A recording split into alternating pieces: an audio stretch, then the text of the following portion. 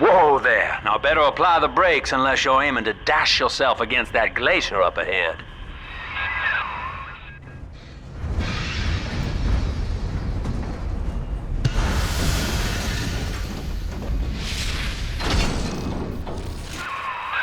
As you can see, Chief, the station here's iced over.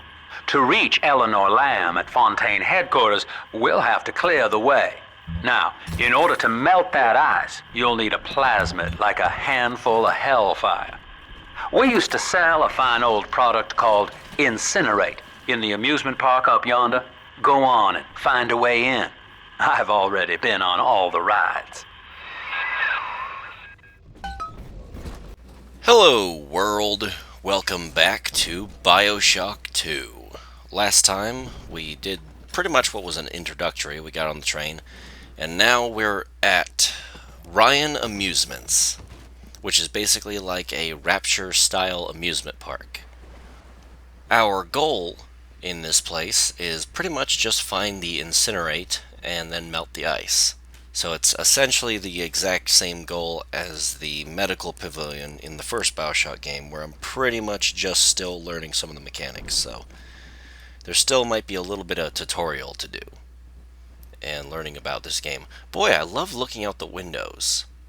It's still kind of the same, every window has the same scene thing, like I mentioned in Bioshock 1, but this time it's all very three-dimensional. There are actual buildings, it's not just all one big portrait.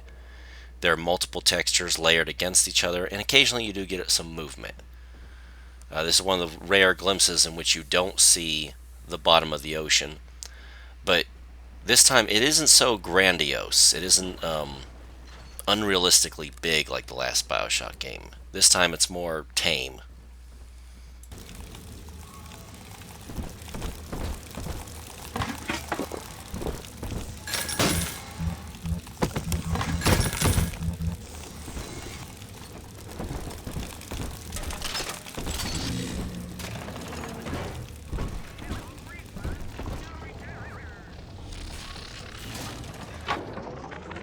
Eleanor is progressing brilliantly. My physical participation in her birth was minimized, of course. It is vital that I am unhindered by nature's crude bias. I will be, above all, her intellectual progenitor, loyal not to her, but to the people she will ultimately save. But I admit, it is with some measure of pride that I review her marks in standard intelligence tests. As an agent of our beliefs, she may surpass even me. So, I said in the past that Dr. Sophia Lamb treated her own daughter more as an object to be used in her experiments, an asset and a resource, and here we get more confirmation of that, where she has already decided the role and the exact kind of person her daughter is going to be, and is manipulating everything to make that happen. And she says she is loyal to the people that her daughter is inevitably going to save or serve. Now, how does she know all of this is going to work out and not blow up in her face? She doesn't, but she is more than willing to put everything into making certain that it happens within the best of her ability.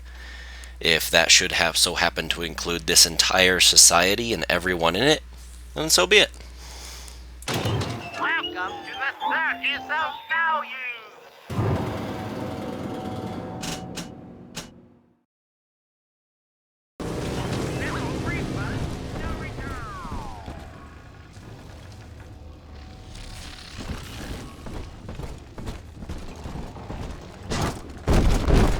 Welcome to Ryan Amusements. Insert your ticket now. Half price for children under 3.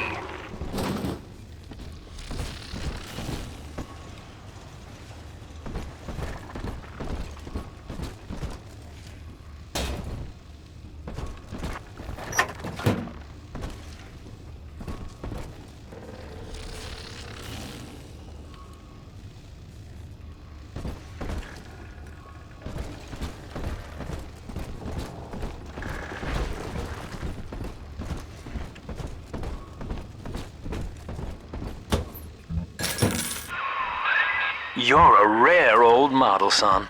Alpha Series, I believe. Now, Rapture's full of scientific wonderments just like you. And if we can sell them to the world at my price, well, curing your condition ought to be a cakewalk. Once we find Eleanor, the sky's the limit.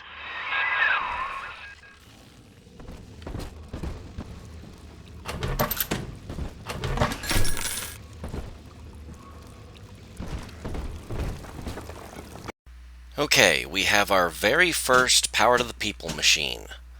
We have an upgrade to the drill fuel efficiency, a drill damage increase, a drill reflection upgrade, but we can only get that on the other two upgrades being done, so it really doesn't matter. We also have an upgrade to the rivet gun. We have rivet gun damage increase, we have rivet gun clip size increase, and then of course we have the heating rivets, but again we can't get that until we get the other two upgrades. So what I think I'm going to actually do is a little trick here you can do at the beginning of Bioshock 2. I'm just going to exit this, skip it, and keep moving forward until I get the machine gun. And I'll show you exactly why I want to do that trick.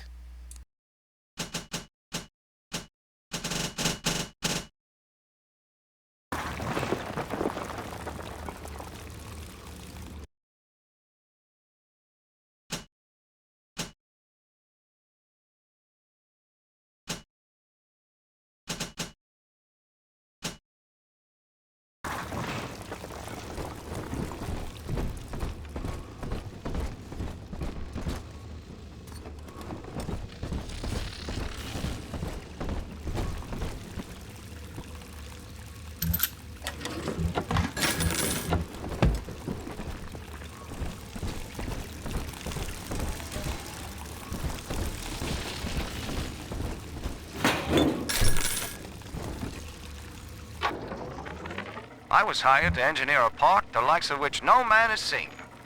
Now all I do is watch over it like a grizzled sheepdog. My first line of mechanical puppets made the children here coo with wonder. But Ryan thought my vision was immature. Antiquated, he said. This place could have been something magical. But instead, he turned it into a school. No, a cathedral. Dedicated to himself.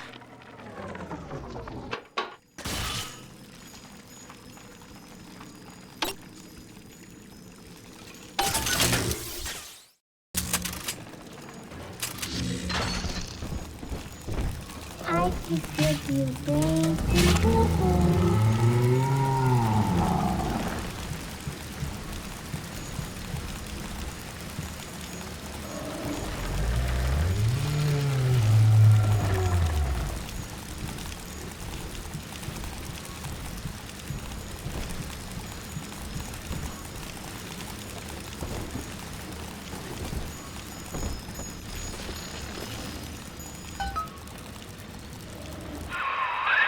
Jam dandy. That'll get you in the park.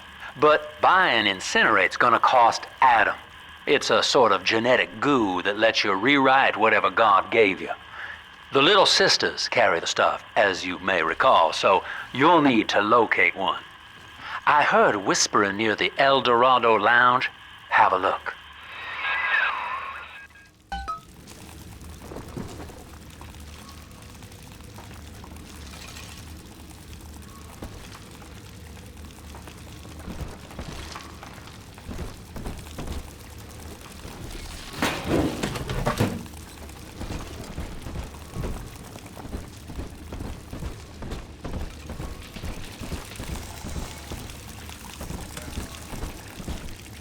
Illegal! This is illegal!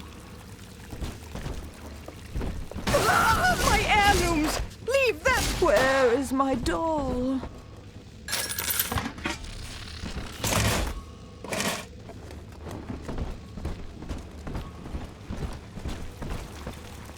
Patience is a virtue. So, as we can see, we have been rewarded with the machine gun. And the machine gun has a damage increase, a gun recoil reduction, and a gun bullet ricochet upgrade. But that's the third upgrade, and I can only get it by getting the other two. So, what should I pick? Now, normally I would actually get the machine gun upgrade early game because it's just so powerful, but I kind of feel like the rivet gun is the way to go. I would do the drill, but we don't have all of our abilities with the drill yet, so I don't actually want to put any upgrades onto the drill just yet. So let's go ahead and grab our rivet gun, and let's have some fun.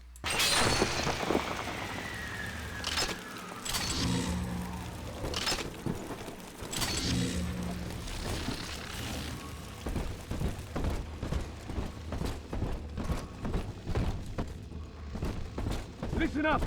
Choppers! Get yourselves hid! No fuck-ups this time!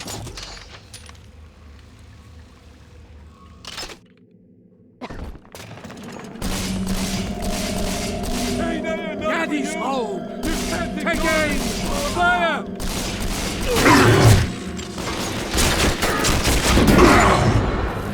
I gotta get under something!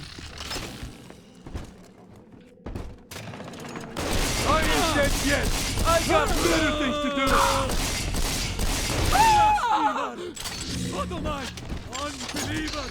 Back to the shadows! Bless the Lord!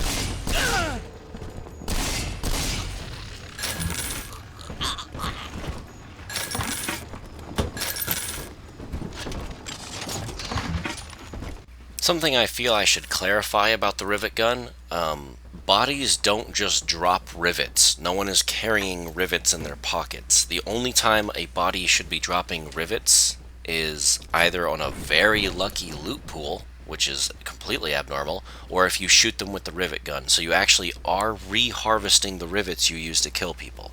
So the rivet gun is more ammo efficient as you are more accurate with your shots.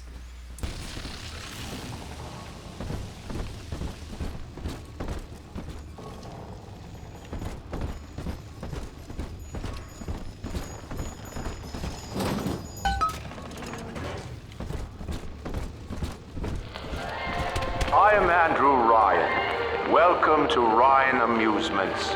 Please enjoy the park.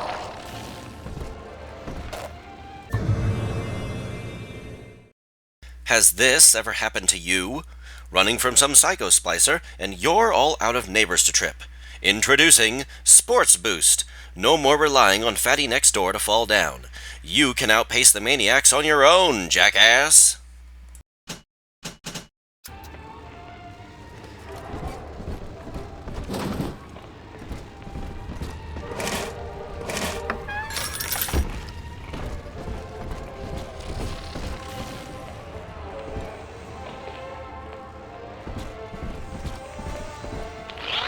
Andrew Ryan wakes one night while cruising the Atlantic in his steamliner, the Olympian. His sleep interrupted with a singular purpose. Here, he shouts to his crewmen as he wipes sleep from his eyes. Full stop. We begin building here.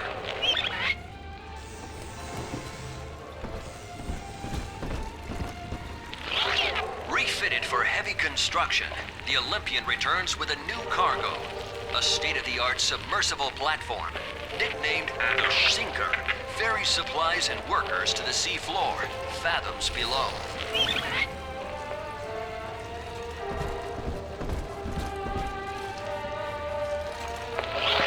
After initial supplies have been brought to the seafloor, the platform is permanently moored in the sediment. Massive iron girders are sunk hundreds of feet into the rock and silt.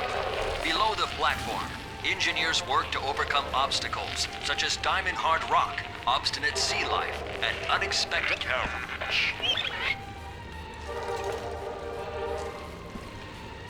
Okay, right here I miss a tape recorder, and I'm actually so bummed that I missed this one crucial tape recorder that I'm going to go ahead and edit it in. I actually find it later on in the level, but it's so late that it's no longer relevant, and it's something you really should find early on, so I'm just going to go ahead and put it in here.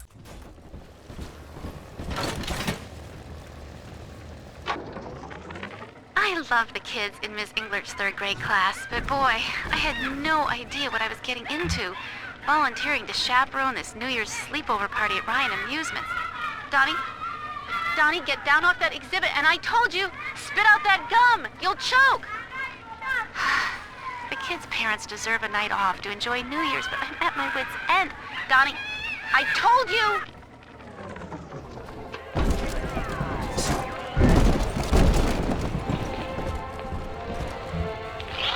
After the platform is secured, work progresses at an astounding rate.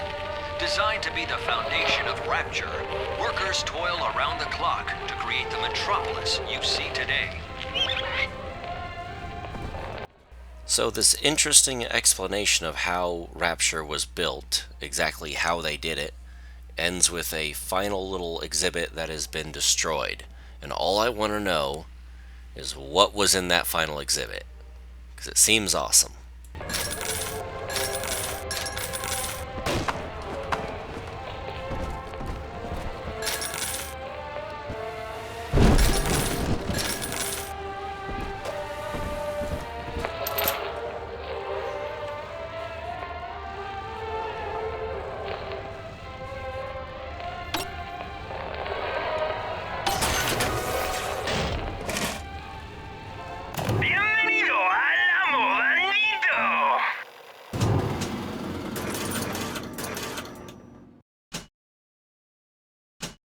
Now that I have a moment, I wanted to show you a mechanic that changed in Bioshock 2 versus Bioshock 1. A lot of people who go straight from 1 to 2 won't know this.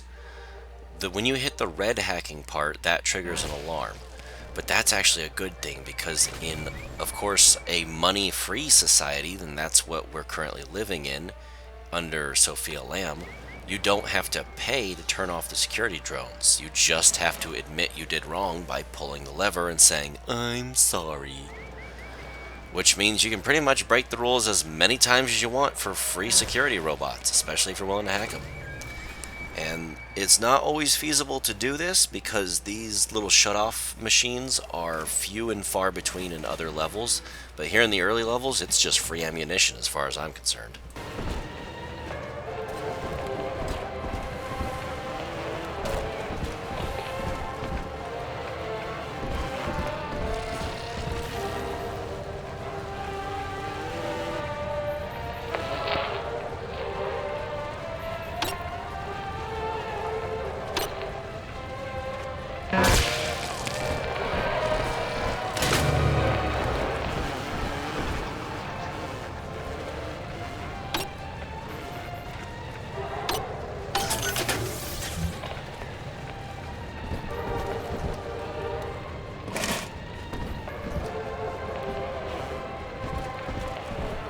Mending my own clothes. Hold on! You're not fit for all my lamb's feet!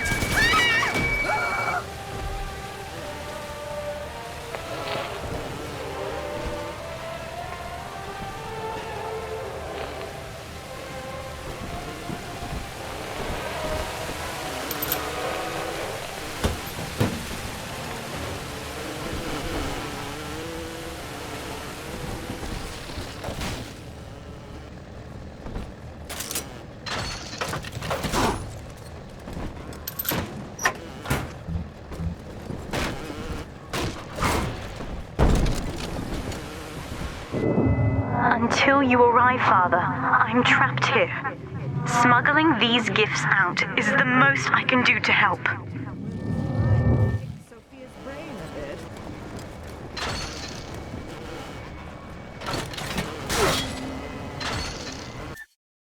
Do you prefer your combat to be more up close and personal? With drill power, your drill attacks do more damage. Why are we advertising to Big Daddies?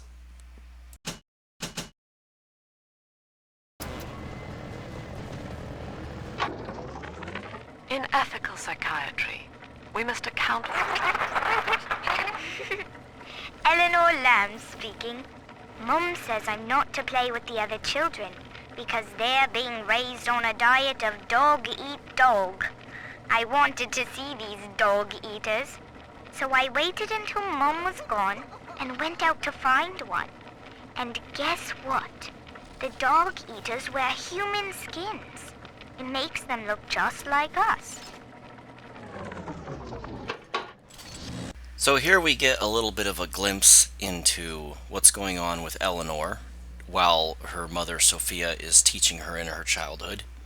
And Sophia has already described herself as the kind of altruistic, secular saint that loves everyone equally. But, of course, that sounds good, but is ultimately a falsehood, because the rest of the world is not deserving of the love you give your child.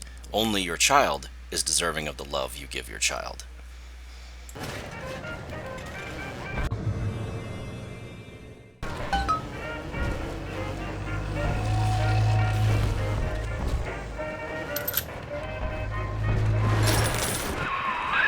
Now that Big Daddy won't bite until you do. But to get to Lil Sis, you gotta put the old boy down for good.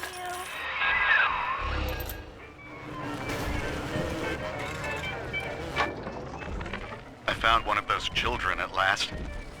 Filthy dress, all alone. I approached her, praying that it was my little girl. But she was gorging herself on blood from a corpse. It wasn't her.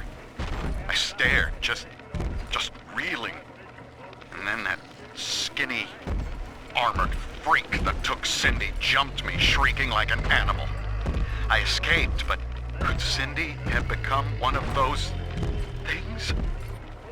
I've got to find her, now more than ever.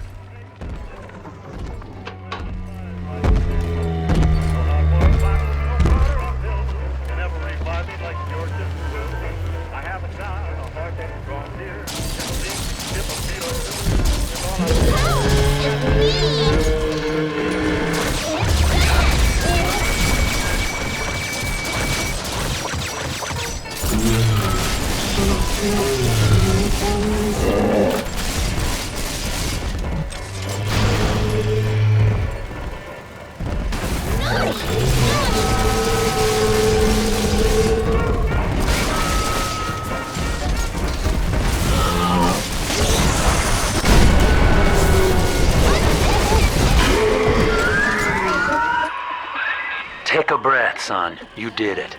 Now, just let her ride on your shoulders and she'll trust you like her own daddy.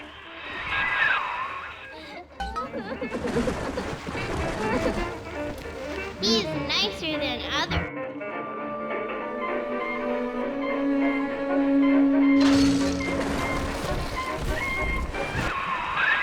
We're in business. Now, there are corpses all over Rapture, and little Dimples there can sniff out the atom on them. Find one. Alright, we have the little sister, and the gimmick with them in this Bioshock is you can't just harvest or rescue them. If you do, you'll be missing out on a lot of Atom. You have to carry them and do a little bit of an escort mission as you let them collect Atom for you. After that, then you can harvest or rescue them. Not just any old girl. She's fragile.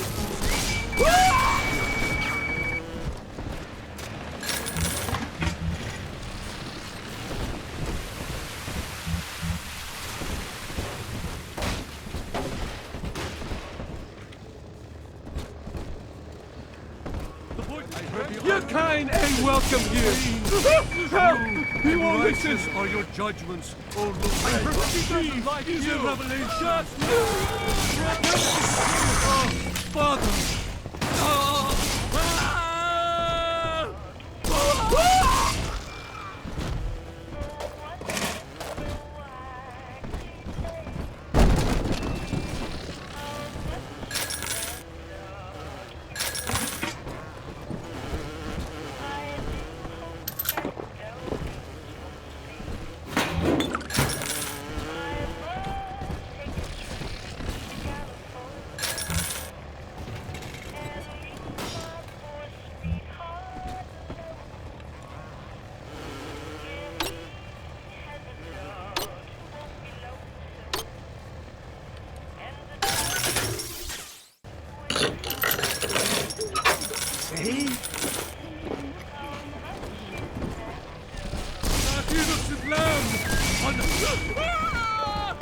Absconding with an innocent. How could you?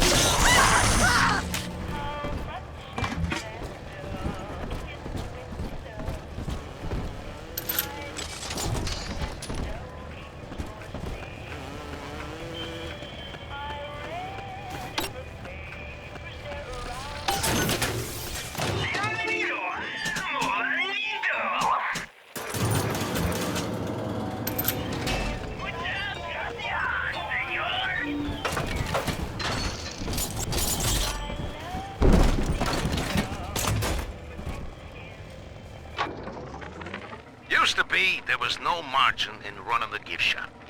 I couldn't hardly sell off this tourist crap for a penny more than it cost to manufacture. Then I met a straight shooter named Sinclair, and he laid a sweet deal on me. Says he's got some hard luck folks down at Popper's Drop can whip up this junk at half the cost I used to pay.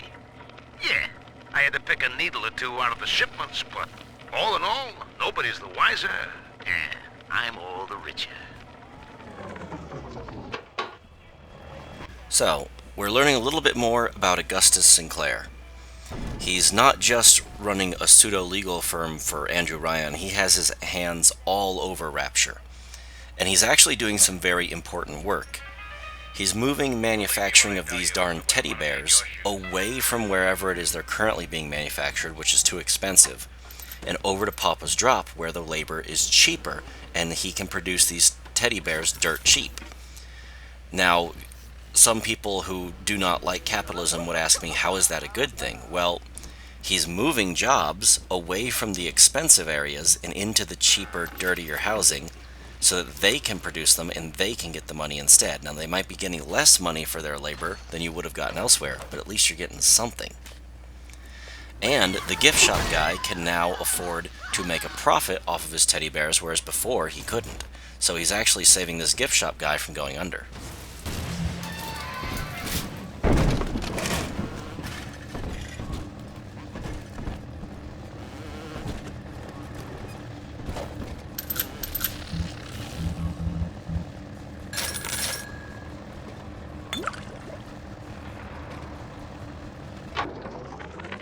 I know the surface, Eleanor. I spent half a lifetime there, in service of the common good. But then, I heard my own words twisted by fat old men squatting over the embers of Hiroshima. Were the modern world a patient in my care, I would diagnose it suicidal. On perhaps that point alone, Andrew Ryan is correct. Rapture is deliverance.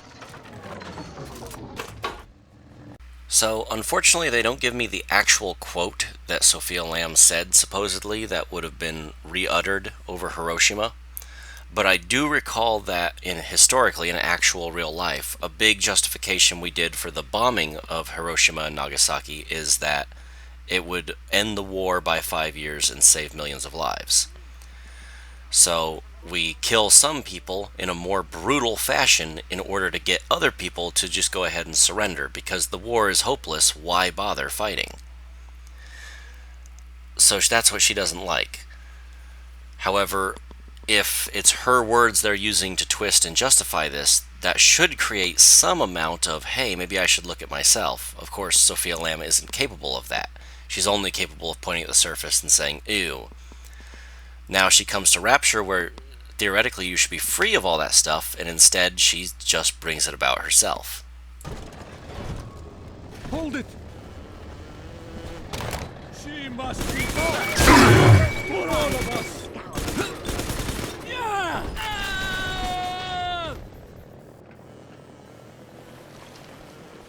Ah, you deranged fool!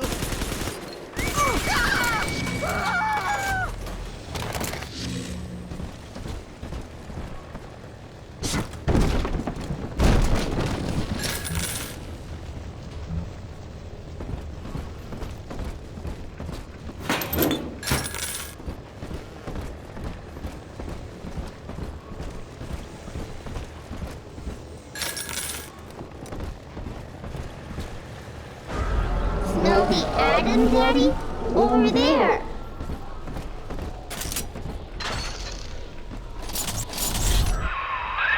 She's got a juicy one, but when she starts draining out the atom, the splicers will come running.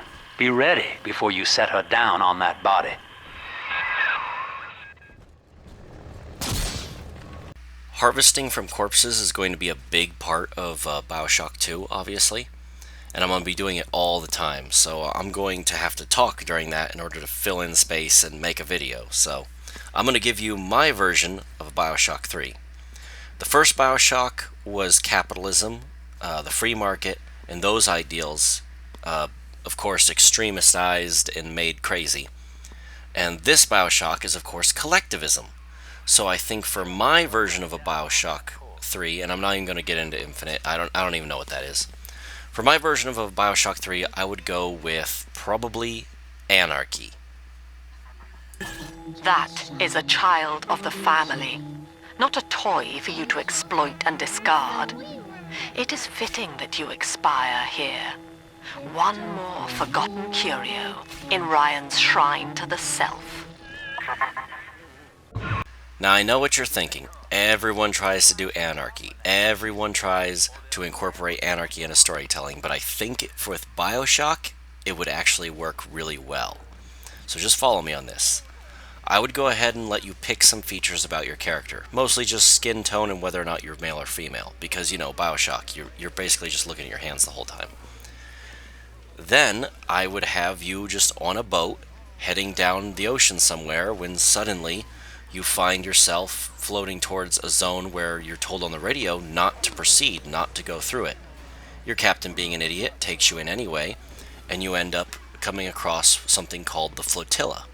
You see a large number of boats and ships and an oil rig and everything just floating in the middle of the ocean, welded together and not moving. And of course, suddenly the boat goes dead, and you're now dead in the water. You can't move. And you are drifting closer and closer to this strange thing everyone's calling the flotilla. Save me from... Now you know the stakes, son. But a plasmid costs a bit more atom yet. Keep it up.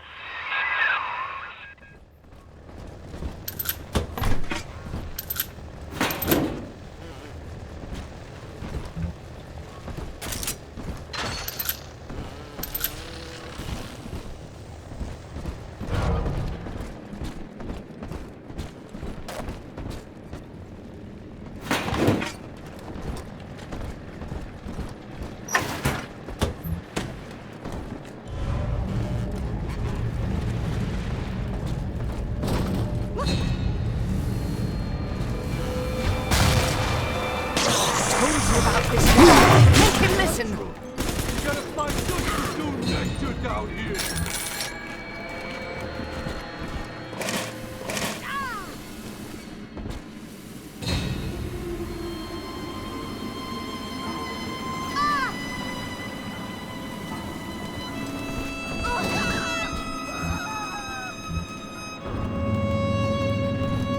Why, hello there. My name is Andrew Ryan. I built the city of Rapture for children just like you, because the world above had become unfit for us. But here, beneath the ocean, it is natural to wonder if the danger has passed. If those we left behind will ever come to their senses. So, let us imagine, you and I, what might befall us. Stop following me! On the surface.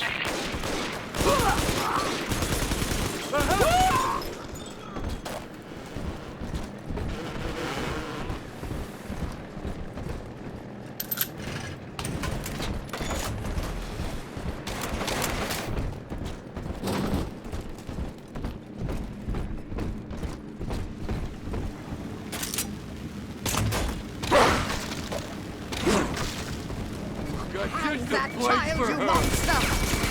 That's awful rude! I tried my best! They pierced my soul. Ye see all, you sinners! Why not? I was just getting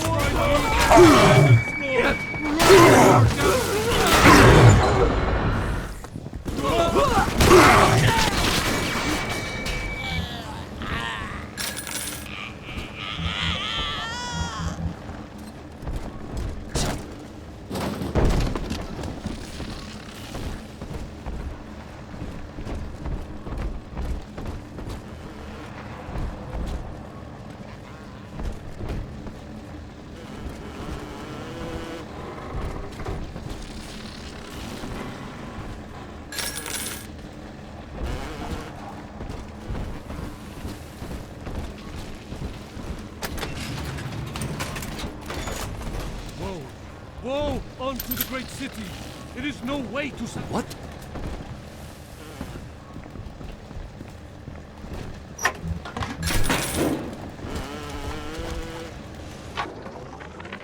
I think all of the children have finally fallen asleep. And now that the park is all quiet, I can't sleep myself. I guess it's just you and me, Mr. Voice Recorder. You, me, in 1959. I wonder what the new year will... What was that? Something's happened. The lights are going out. Kids, stay in your sleeping bags. It's gonna be fine.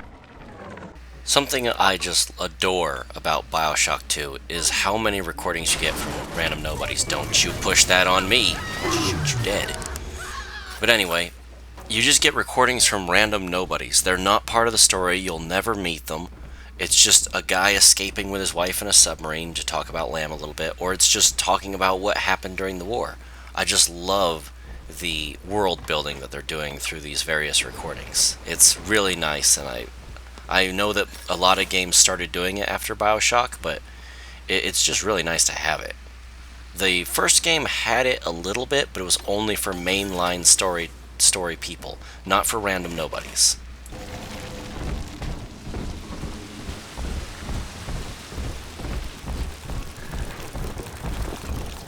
On the surface, the farmer tills the soil, trading the strength of his arm for a home and lands of his own.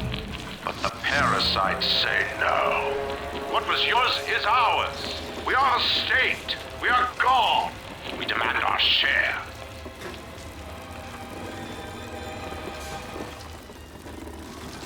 I am a firm believer that because the government runs on tax money, which is not their money, it's someone else's money, that they just took without any consent or will, that all governments should aspire to be minimalistic in nature, to try and not spend as much money as possible.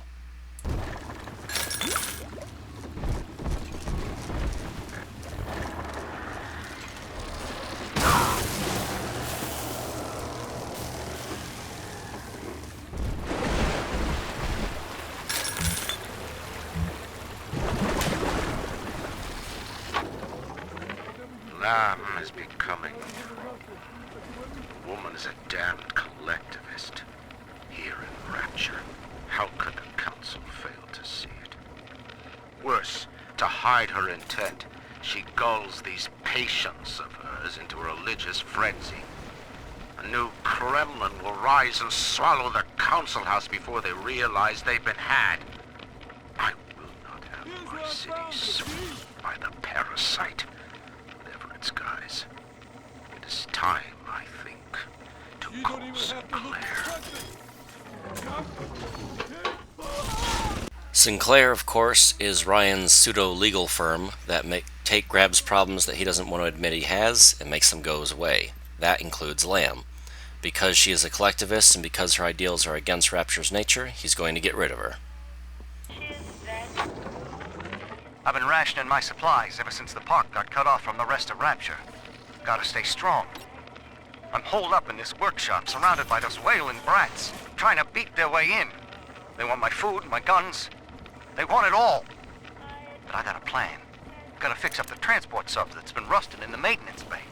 Then I'm gonna get the hell out of this hole. These animals want Rapture? They can have it.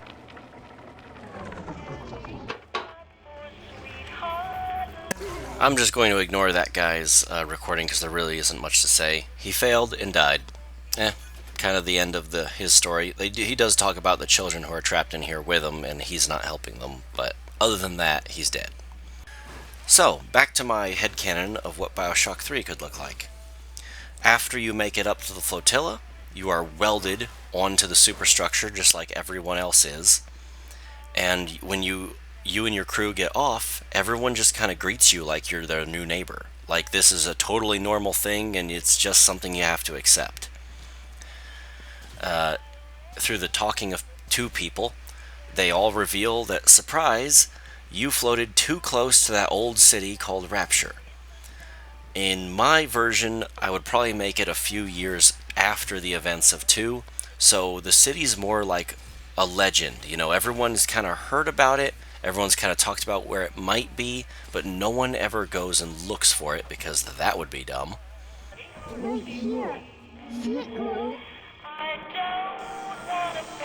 I do not hate you, Delta. I care for you in equal measure to any other sentient creature. But I cannot sacrifice 1,000 of my children for one rebellious son. So basically, my Bioshock 3 would actually have two cities. A smaller city that consists of the flotilla and its people who have refused to go down into the depths of Rapture because they're afraid. They just hang around up on the boats, enduring all the wind and the rain and the starvation and everything else. They trade mostly in the ability to grow food and the ability to, eat and survive. It consists of boats from all around the world that are just kind of stuck together, and it's mostly mutually assured destruction that keeps everyone peaceful, because there is one Navy ship from the US, there is one Navy ship from China, and they kind of are at a permanent stalemate because all they want to do is go home, and shooting at each other does not accomplish that. But every once in a while, they do have to interact on some level with Rapture down below.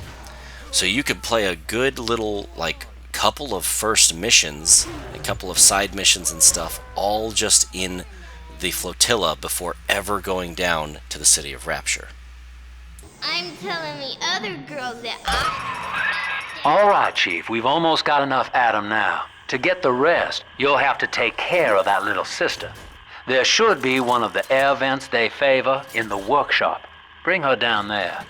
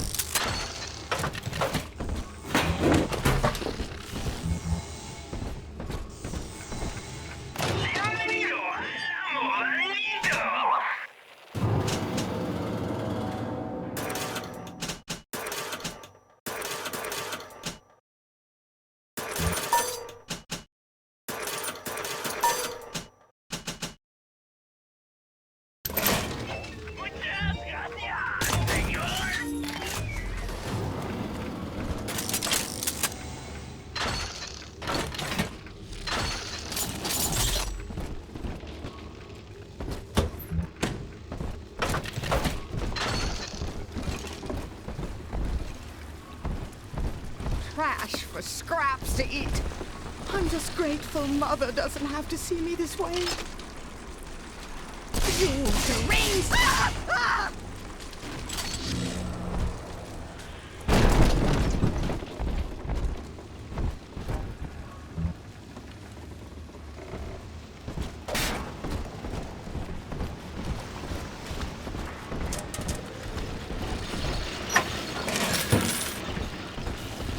This ambiance. Strictly subpar. If any place needed a talented decorator, this would be it. Rapture is a paradise of the ego, Eleanor. Under Ryan, the voices of an entire city sing the virtues of greed and pride. But truth, rather, is in the body. Already they grow weary of struggling against one another in fruitless competition. Observe the bent backs, the drawn faces. Ryan promised us more, they seem to say. In what shall we now believe? And Eleanor, it is our task to answer. I gotta say, Sophia Lamb, Rapture seems to be in a much worse state for your ruling it than Ryan ever had it in.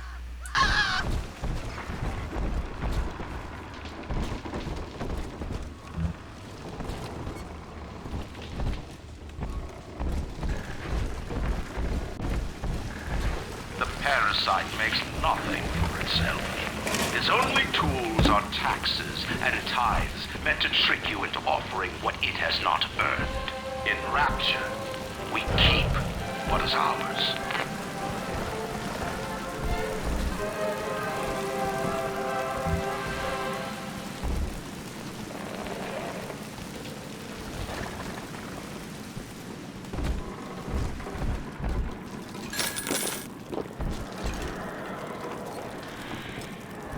On the surface, the scientist invests the power of his mind in a single miraculous idea and naturally begins to rise above his fellows. But the parasites say no.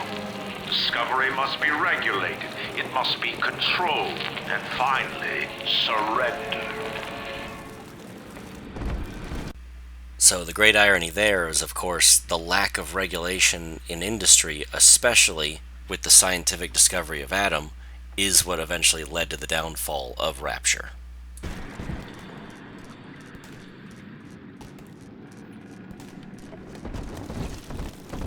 An artist strives to frame his ideals in an image, to challenge his audience and make his vision immortal.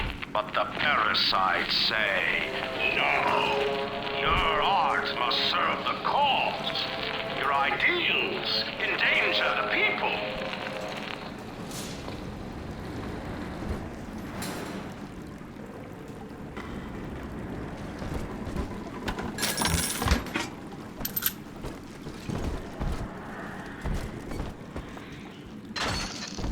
I could teach you. You know you don't have a chance. Hey, where'd you go? She doesn't like you. Come on!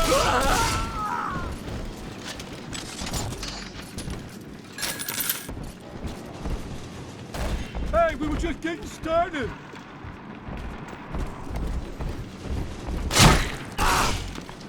Whoa! Fuck!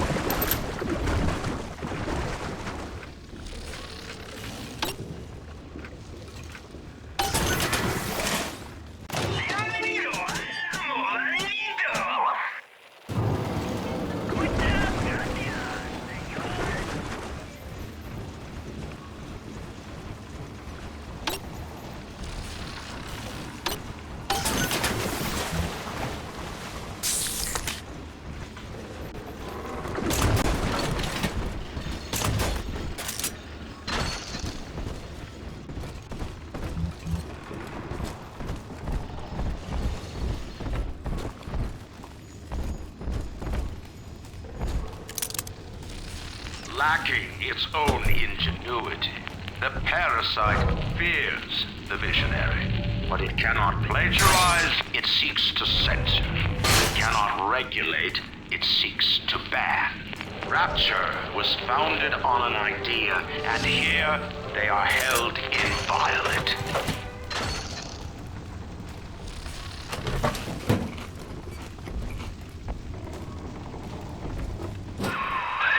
Now, Tannenbaum would have you turn that sister human again.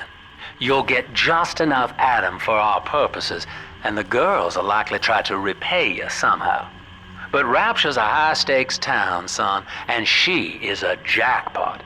You just have to be willing to take it all. You'll harvest more Adam than the price of one plasmid, so the rest is gravy.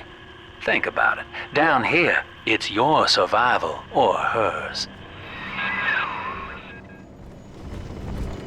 There's actually two moral decisions to be had in this game. There is the decision for what to do with the girls, harvest or rescue. I will be picking rescue, of course. However, there is another moral decision to be had with some people that you come across later. And they're all throughout the game. And those ones, this time, I will honestly be deciding not whether it's the right or wrong thing just based on just what I think of the gameplay mechanics.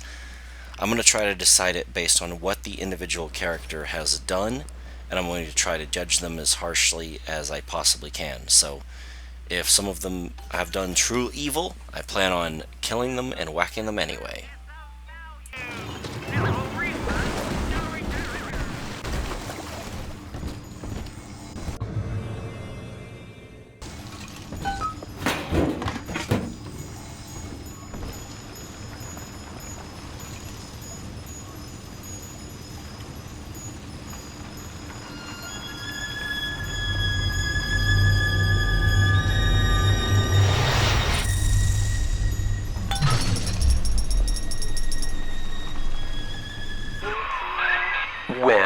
Tin Man had a heart all along.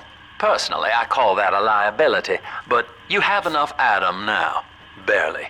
Head to the Hall of the Future and splice up with Incinerate.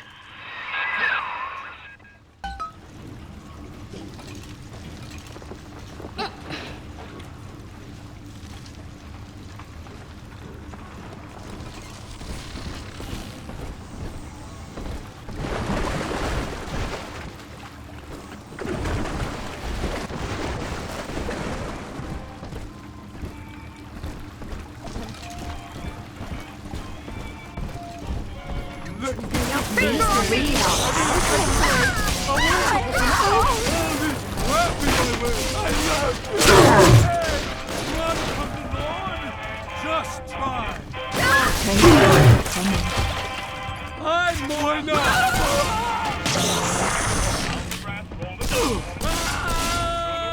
Tomorrow we come, see the sun through the gray. It's the dawn of a new day. Here we come, coming home. Come to watch all the wonders unfold, and the tune that we play. It's the dawn of a new day. Tell the world at the door that we don't want him round anymore. Better times, you just say, as we live and laugh the American way. Listen one, listen all. There can be no resisting the call. Come hail the dawn of a new day.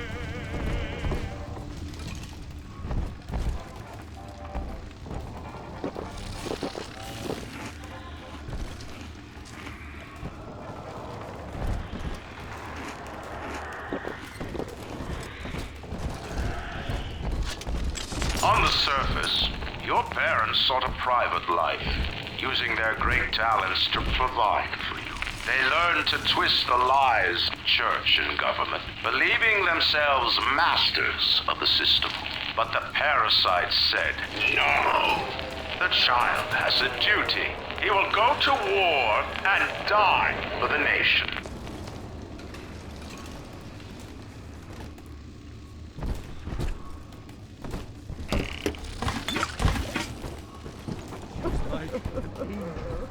The precious Lamb of God. I know I'll reach that new Jerusalem.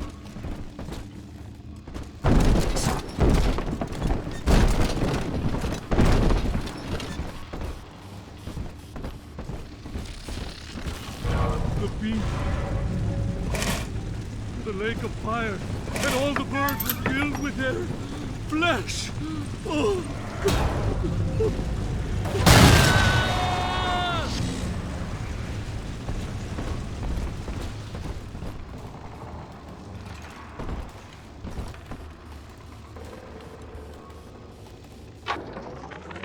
2 weeks at my last count.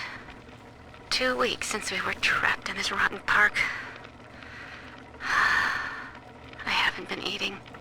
The children need all the supplies we've got left. Need them more than I do. I don't know what's gonna happen. I can feel myself getting weaker. The children have noticed the condition I'm in, of course. What will happen once I'm gone? I'll be all alone. Woman's willing to die just so the kids can live a little bit longer. Heck yes. That's why I was so upset about finding that one recording out of order, is because it would have diminished the enjoyment of her story and stuff, because, you know, she's her own main character. But, you know, back to it.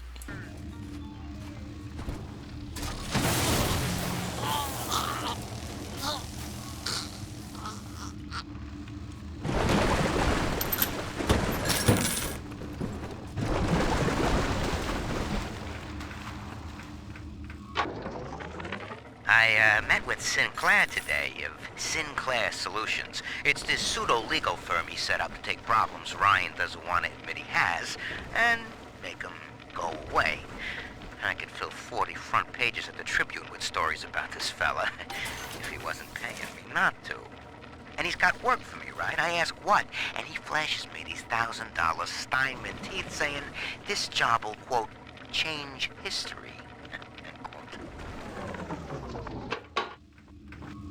$1,000 Steinman teeth.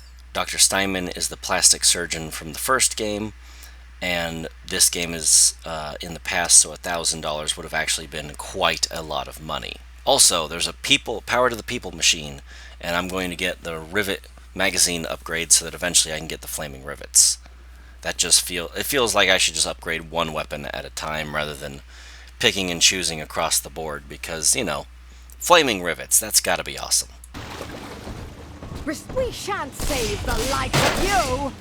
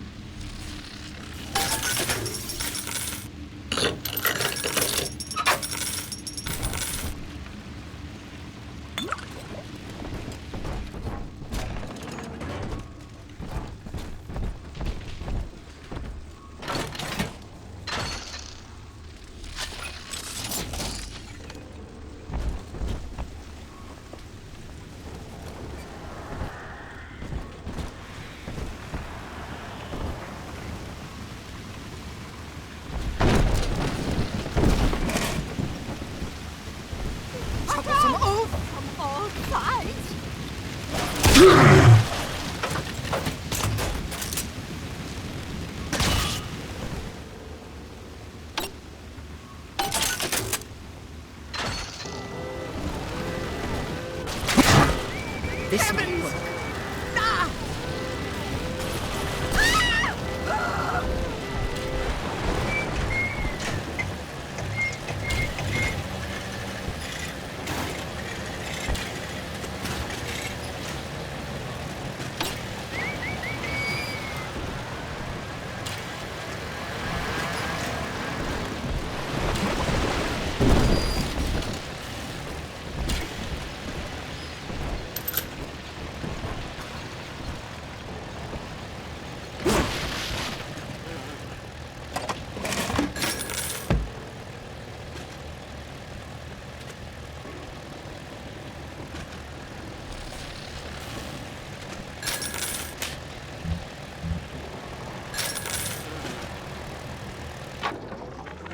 Third session today with this amazing limey shrink, Dr. Sophia Lamb.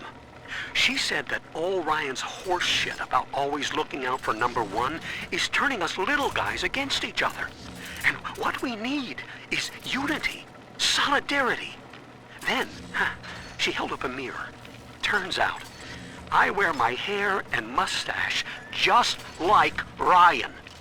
So today, I'm spreading the word about Lamb. And tonight, I'm shaving my whole stupid head. Wearing Andrew Ryan's haircut was actually the only good thing that he could have pulled from that whole scenario, because he was trying to emulate what he thought a successful person looked like. The need of the parasite grows until war is made to justify it. Your parents brought you to Rapture, where you need never fear the parasites again.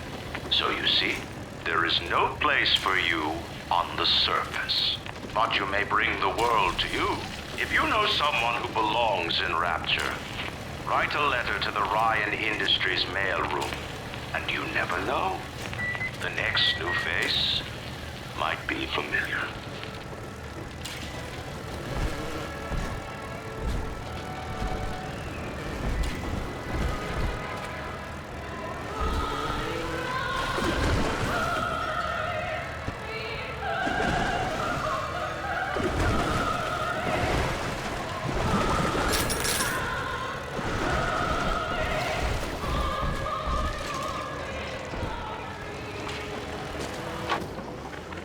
I know this facility is vital for the preservation of secrecy in Rapture, but seeing myself transformed into that lurching, waxen nightmare, do children truly respond to this?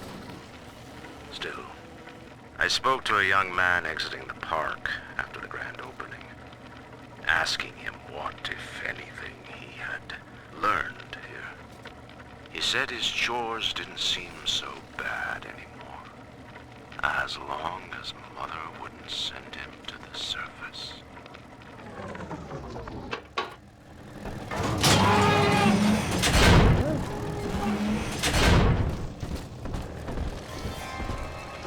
Come on, choppers!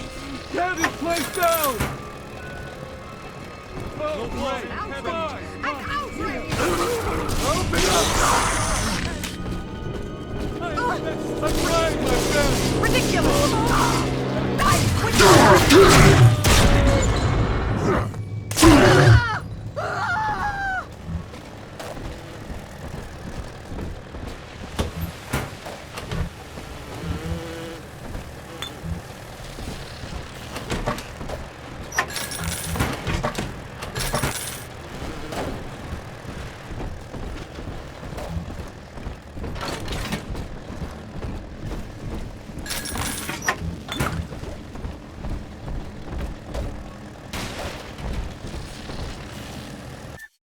Are you a hopeless lush? Is the only B&B that's ever accepted you bourbon and brandy?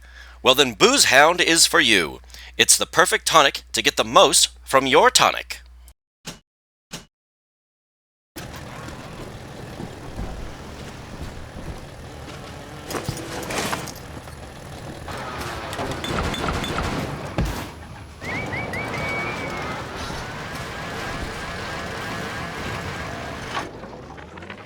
Got a little dating tip for you, Jimbo. It'll get you out of that Lonely Hearts Club for good. This scheme works 100% of the time, guaranteed. First, find some Betty and take her to Ryan Amusements. Then, you go to the gift shop, buy her a teddy bear. This is key. I ain't kidding around. Then, you buy her a ticket on Journey to the Surface. As soon as you hit that first scare, bingo! Tunnel of love.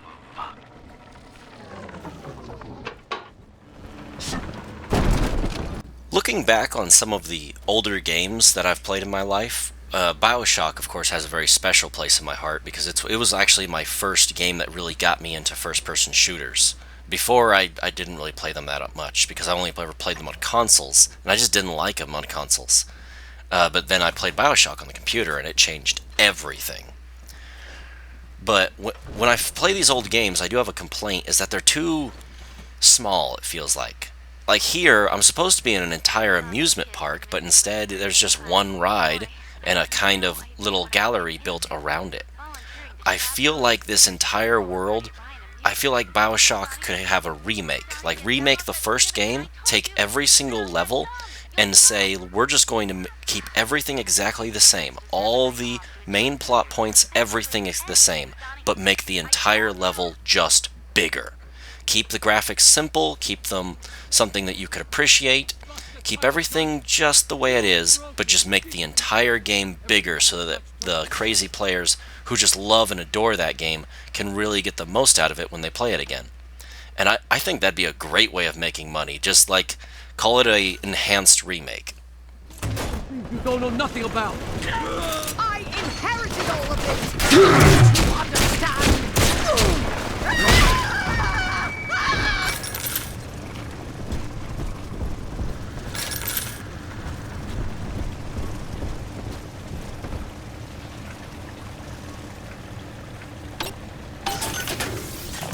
Welcome to the circus.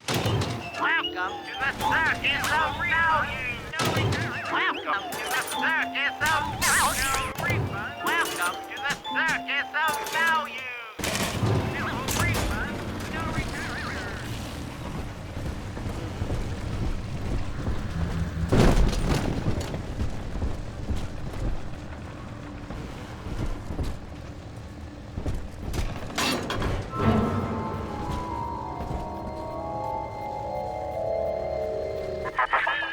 So, you would drain the people of their life's blood. Rapture is a body, Delta. I am the voice, and Big Sister is the hand. When Rapture speaks of you, it says only this. Sleep now. Your day is done.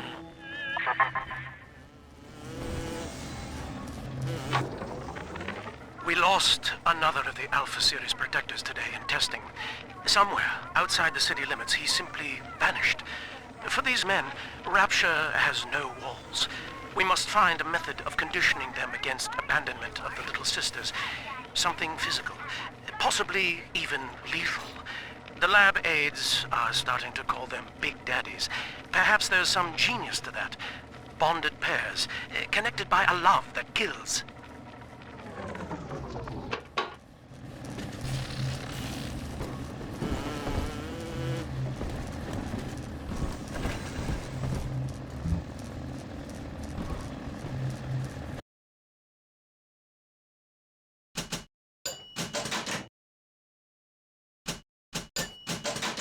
EveLink. It'll give you the power to like, comment, and subscribe. It helps me with my eternal war against the YouTube algorithm. And with that, let's get back to the action.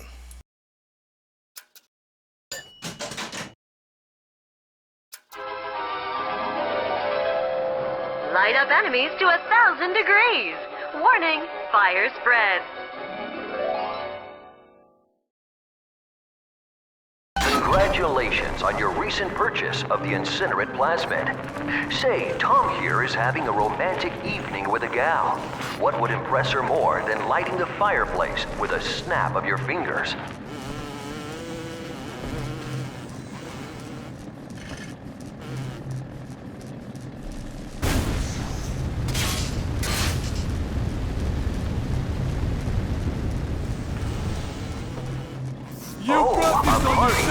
But this party just hit the skids.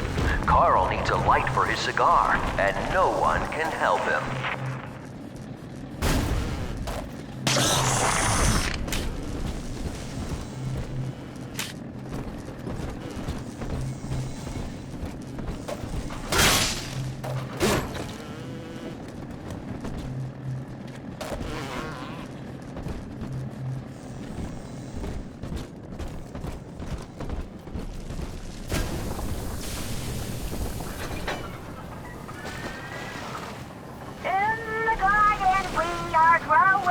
Many changes will be flowing.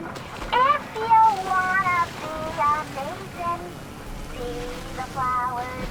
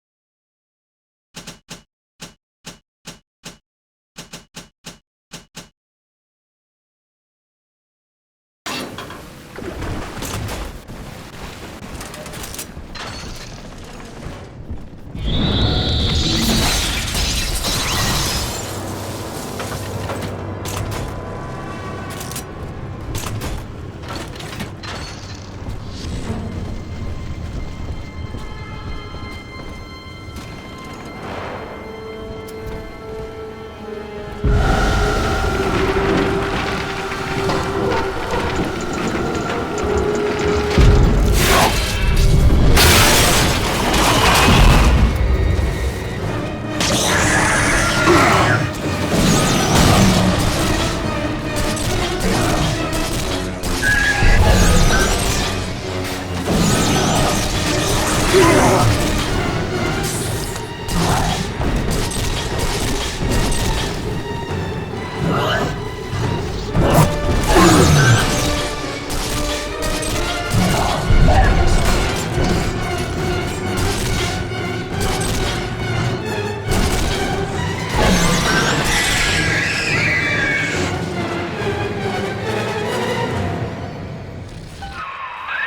Holy Moses, son. Not even a big sister can keep you down. Well, come on back and melt the ice and we can say goodbye to this 2-bit carny ride. Okay, that was incredible. That was the most cinematic thing I have ever experienced in a video game, and normally the first big sister fight when I play Bioshock 2, it does not go down that perfectly. I am so happy I was recording when I fought this big sister like that. That was amazing. Ah, I feel so fulfilled. I wish I had better commentary, but I wasn't expecting the fight to be something you'd take to like a game display convention where the fight is choreographed. That was not choreographed at all. I have done no editing of anything. I have no ability to edit anything. That was natural. And that was awesome. If you're the kind of person who like does other things while you watch gaming videos and stuff on YouTube, go back and actually watch that fight. That was awesome. Because at first she dodges my lightning blast, and then I'm taking my hits and I'm hitting them hard on her helmet and stuff, and then she falls into the fiery abyss. That was cool.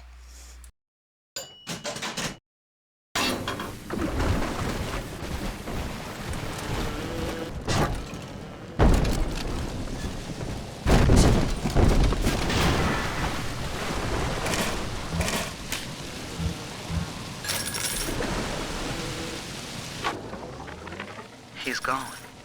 James was the only man I ever loved, and now it's like he never even came to Rapture. He heard me sing at the limbo room, came up all bashful.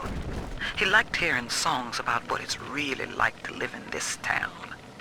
I think he's been trying to organize folks against Ryan.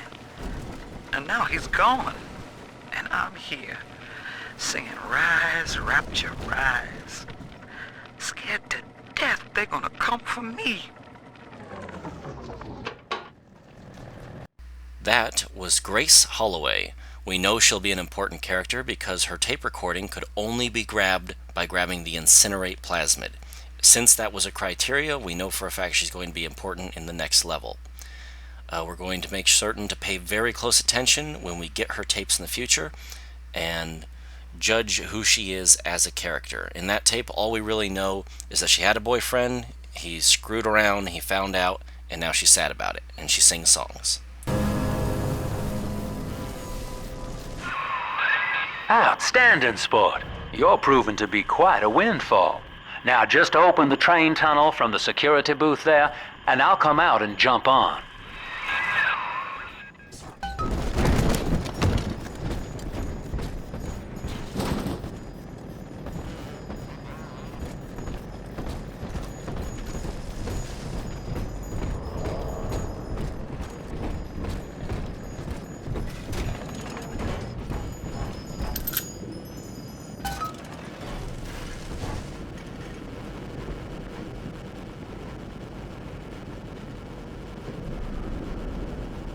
I like to look a man in the eye when I give him my word. You and me, kid, we're going places.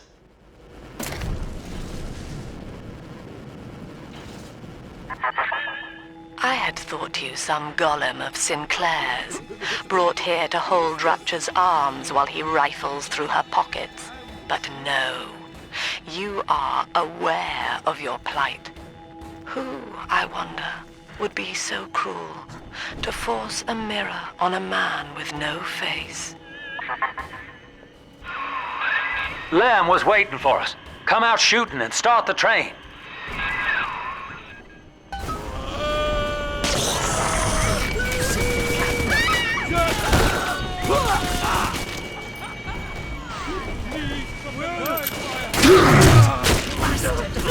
Make it stop!